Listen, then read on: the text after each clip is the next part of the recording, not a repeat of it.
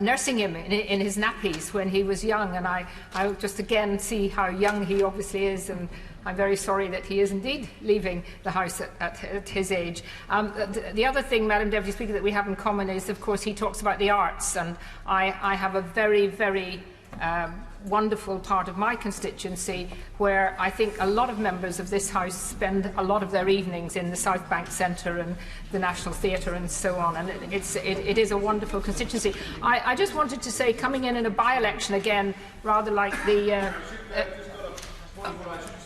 that I'm leaving the House. I was just giving a statement at the end of term. To note that, but and so you will be able to... Yeah, I'm sure the honourable member knows that he has to be re-elected, of course, but he's not retiring. Madam Deputy Speaker, I'm very unclear whether he's retiring or just putting himself forward for re-election. Fine.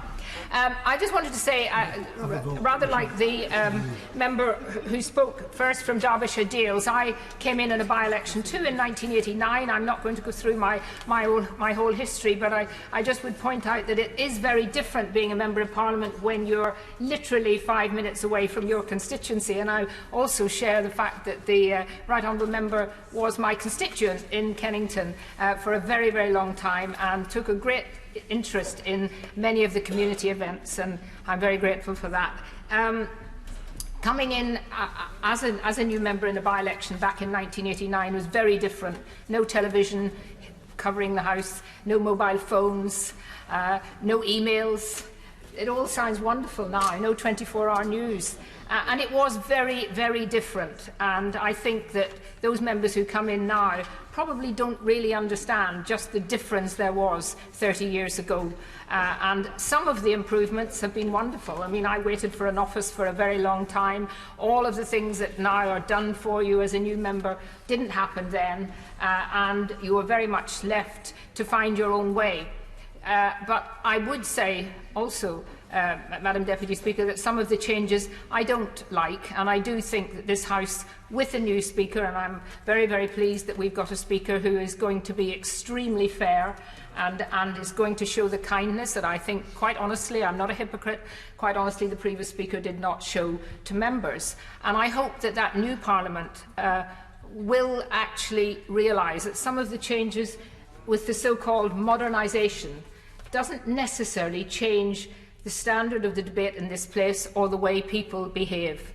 And I do think that that is something we need to look at very carefully, and I hope the new Speaker will. Not just the question of clapping, but practically every tradition in this House has been introduced over the years for a reason. And usually those reasons. I remember being one of those people who came in and immediately said, why are we wasting so much time in the division lobbies? Why are we not getting right through right away and being able to vote in a different way? And of course, now I wouldn't dream of voting to get rid of the division lobbies, because that is such a useful time to be able to talk to people from all sides of the House if you're not always in with your own party, which a few times I haven't been. And it is also a very useful time for people to see their own members. And for someone like myself, who spent most of my evenings going over to Vauxhall and going to community meetings and friends groups and tenants associations, I didn't have the luxury of being able to stay around in this House and have lots of nice meals with a wonderful catering staff and wonderful food.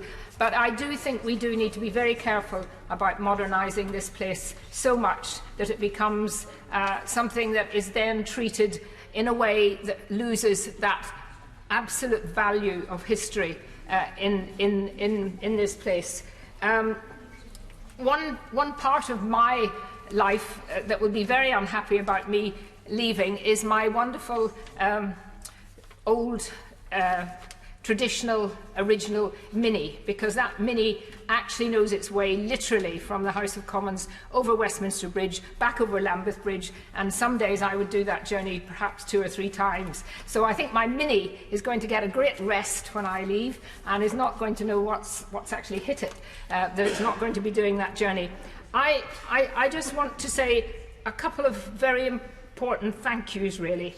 You know, this place is made up of people who work so hard for all of us, and very often don't get the thanks and the tributes. And certainly I just want to say thank you to all the members of the Royal Mail, for example, the postmen and women who've delivered our mail, who've been so kind over those years.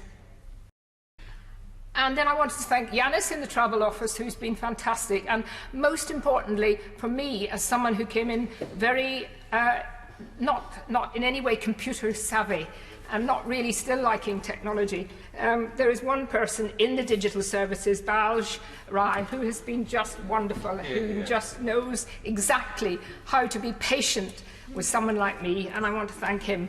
And then finally, really, to just thank all the my own personal staff.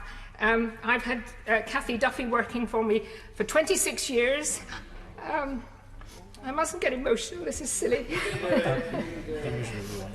I've had Max Friedman for 15 years, Lara Nicholson for 11 years, Ada During for 6 years, and my wonderful paralegal Ashley Skinner, who's done a brilliant job for 4 years. All of them have made my life here so much better. And I want to thank all my constituents who've sent me such wonderful letters and kindness. I won't miss many of my party political activists, I have to say, but I will miss my constituents and my community organisers and the people who really wanted to work with me to make Vauxhall a better place. And the one thing I said when I came in here, that my country would always come before my party, and it still does. Thank you.